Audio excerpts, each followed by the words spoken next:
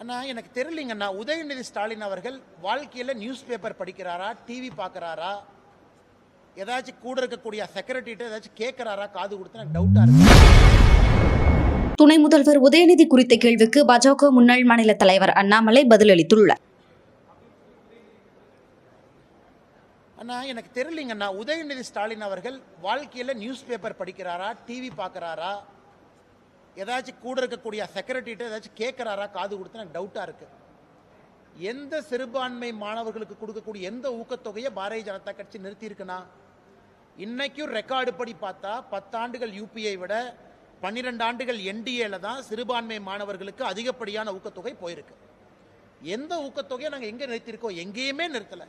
ஹஜ் subsidy அதிகமாக இருக்கு. சிறுபான்மையருக்கு என்னெல்லாம் ஒரு அரசாக செய்ய முடியுமோ எல்லாத்தையும் நம்ம செஞ்சிருக்கோம். மேடைக்கு மேடை பொய் சொல்லக்கூடிய காரம் ஆரம்பிச்சிருச்சு. உதயநிதி ஸ்டாலின் அவர்கள் என்ன நிறுத்தியிருக்கோன்னு சொன்னார்னா பதில் சொல்றேன். எதுவுமே இல்லாம சிறுபான்மையர் வாக்கு வங்கி அவங்க கிட்ட வேணுங்கிறதுக்காக பாரதிய ஜனதா கட்சியின் மீது அபாண்டமான குற்றச்சாட்டை ஏன் வைக்கணும்? சரி, இந்த 5 வருஷத்துல திமுக சிறுபான்மையருக்கு என்ன பண்ணிருக்குன்னு வெள்ளை அறிக்கை அவங்க கொடுக்கட்டும். 5 ஆண்டுகள்ல சிறுபான்மையர் சிறுபான்மையர் சிறுபான்மையர்னு கூரை மேல இருந்து முதலமைச்சர் கத்துறாங்க. நீங்க சிறுபான்மையருக்கு 5 வருஷத்துல என்ன பண்ணிக்கீங்கன்னு சொல்லுங்க.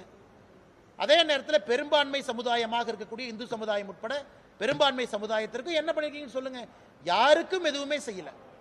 ஆனா சிறுபான்மை வாக்குக்காக வெறும் பொய்யையும் புரளியும் மட்டும் கிளப்பக்கூடிய ஒரு வேலையைத்தான் உதயநிதி ஸ்டாலின் செய்யறார்.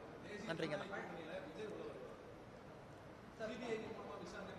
டீயும் காஃபி எப்படின்னா ஒன்னா ஆத்துறது? செய்திகளை உள்ளது உள்ளபடி தெரிந்து கொள்ள ரெஃப்ளெக்ட் நியூஸை சப்ஸ்கிரைப் பண்ணுங்க.